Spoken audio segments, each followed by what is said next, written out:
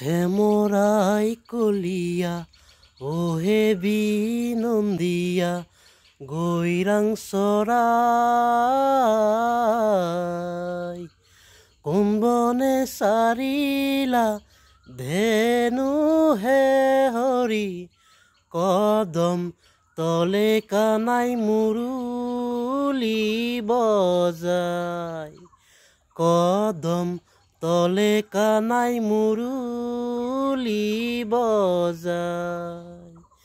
শ্যামৰাই কলিয়া ওহে বিনন্দিয়া গৈৰাং চৰাই কোনবনে চাৰিলা ধেনু হে হৰি কদম তলে কানাই মুৰুলি